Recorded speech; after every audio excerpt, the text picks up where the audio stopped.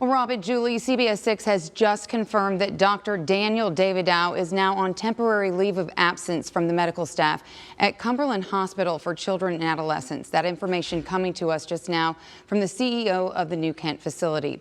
Davidow has served as the medical director at Cumberland since 1996, according to his professional LinkedIn page.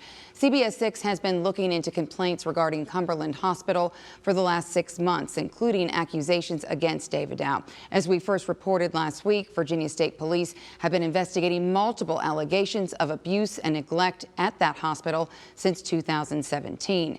Davidow currently faces no criminal charges. News of Davidow's leave of absence comes on the same day that a Cumberland psychotherapist appeared in court for the first time.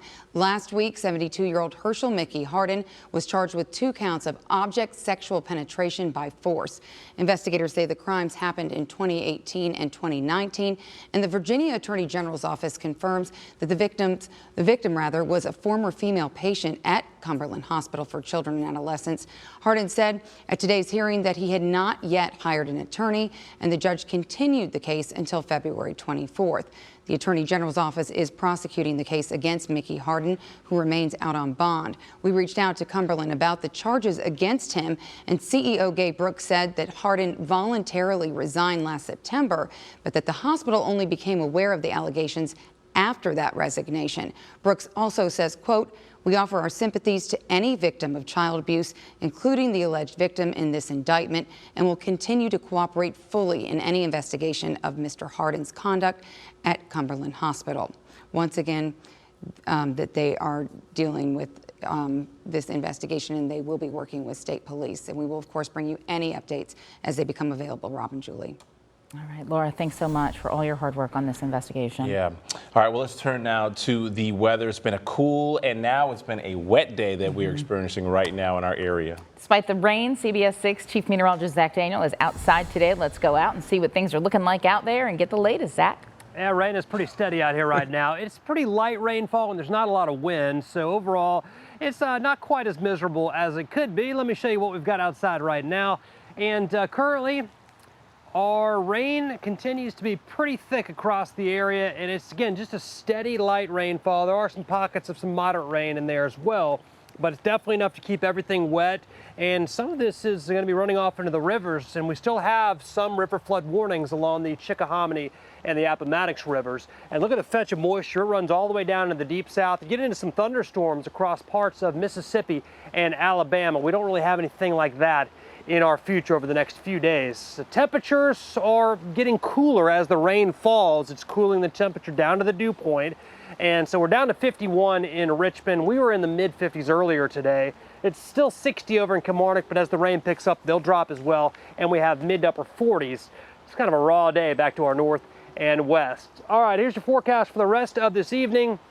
High rain chances between now and 8 o'clock, and still pretty good chances all the way through 11 o'clock tonight. We'll have more rain tomorrow, but mainly in the first half of the day. We'll talk about that and a surge of much colder air headed this way. I'll show you when to expect that in just a few minutes. Thank you, Zach. And download our smartphone apps to track the weather. And remember to download our new CBS 6 Breaking News app. Just search WTVR in your phone's app store. Well, right now, City Council is meeting to talk about the proposed Navy Hill project. CBS 6's Cameron Thompson just got out of that meeting. He joins us now live. Cam, what have you heard?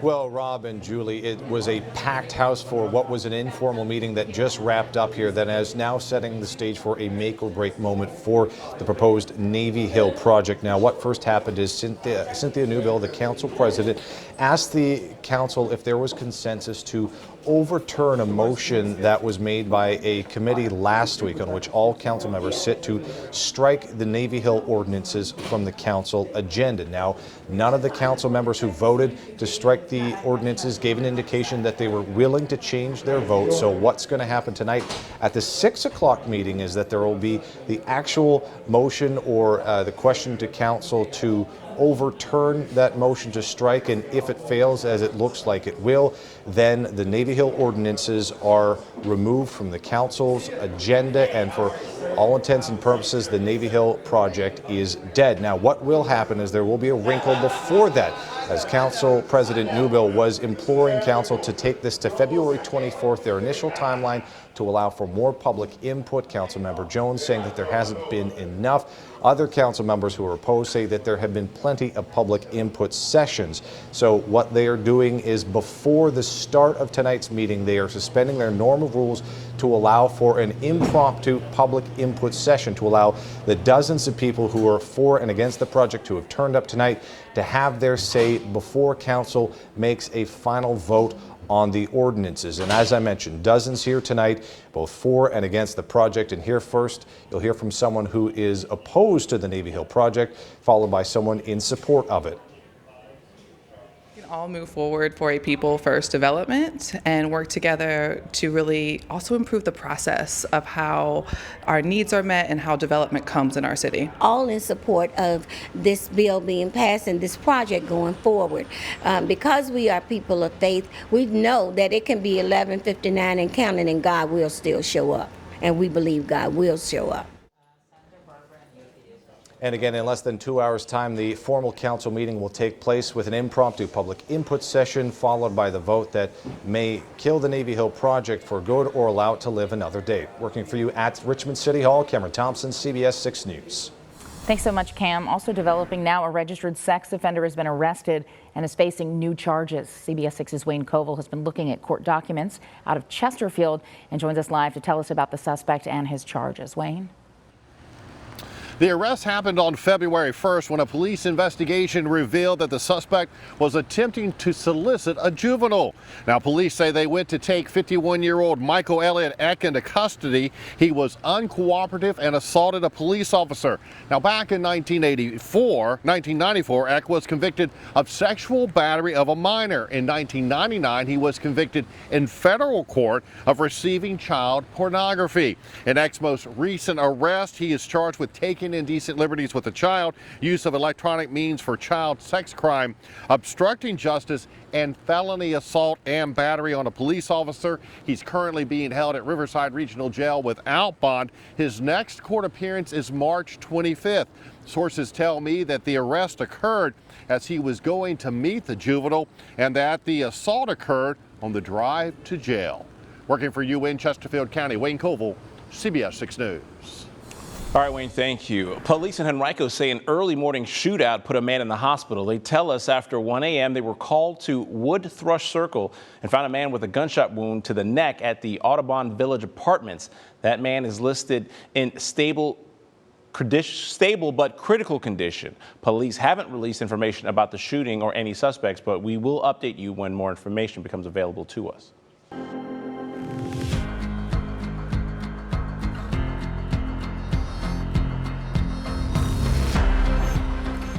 It is becoming more likely that the Commonwealth and lawmakers could decriminalize simple possession of marijuana this year. A bill that would do so passed the state house today. And as our Jake Burns tells us, it's likely headed to a vote in the Senate sometime soon. Jake? Yeah, Julia, it remains to be seen what the Senate will do with this bill, but advocates have been pushing for the decriminalization of simple and small amounts of marijuana, possession of it. They say that it disproportionately impacts people of color when it comes to policing these policies. Possession and consumption of marijuana. In Virginia's ornate House of Delegates chamber, criminalization of marijuana impacts our communities every day. Virginia moves towards decriminalizing possession of small amounts of pot. This hopefully will take us one step closer to reducing the arrest and jailing of people for simple possession. Under Delegate Charnel Herring's bill, a person caught with small amounts of marijuana would face a $25 fine, which would be similar to paying a parking ticket. A person smoking weed in public would face a $250 fine, and current simple possession criminal records would be sealed. To do nothing, as I've heard people say, is better than doing something. I think that is cray-cray. I think that is ridiculous. State officials say decriminalization would reduce the population in jails. Just last year, more than 13,000 people were convicted of a first or second offense of simple marijuana possession, according to the state, and more than 1,000 saw active time in jail. When it's decriminalized, you're going to see a lot less stigma surrounding it. Emily Crawford lives in Maryland, a state that decriminalized marijuana a few years ago. A lot of my friends, they don't have to worry about, oh my gosh, the cops are going to show up and I'm going to get slapped on the wrist or arrested for this pittance amount of pot. I happened to live in Denver for about 6 months, and I was very familiar with people that were on marijuana. Ashley Miller says those experiences worry her now. She sees decriminalization as a slippery slope. It's going to lead to the legalization of marijuana and take that to its logical end, and we'll be having mayhem in the streets.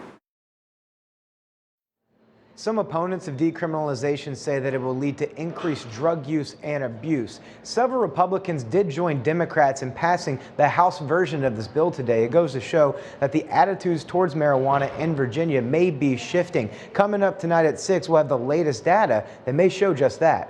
Working through the state capitol, Jake Burns, CBS 6 News. All right, Jake, thank you. And another bill we're tracking would take down this statue of Robert E. Lee that sits at the U.S. Capitol. It stands as one of Virginia's contributions to the National Statuary Hall. The statue has stood in the hall since 1909. The bill is currently on the House floor, and it has until tomorrow to be passed.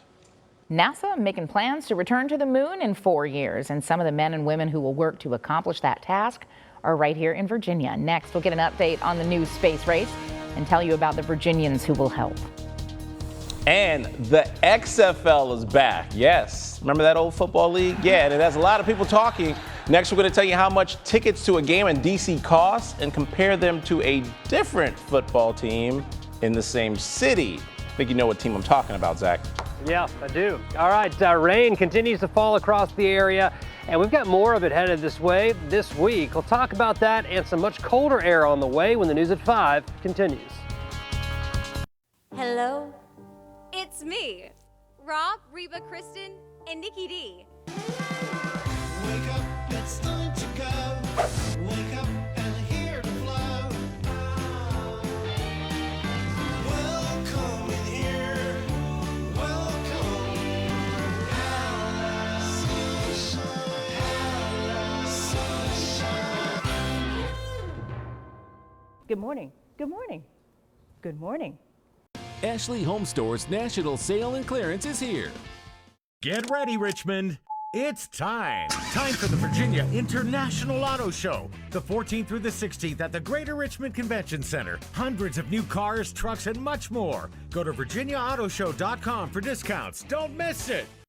Hey, I'm Sherry Inez Vacuum. You know what sucks? Not me. Not since they started living the maintenance-free life here at Burnham Mill Woods. Now I just sit here doing nothing instead of stuffing my face with a steady diet of dirt balls and floor crumbs. Don't judge me, bird. Now, I don't know what they're off doing, but it clearly doesn't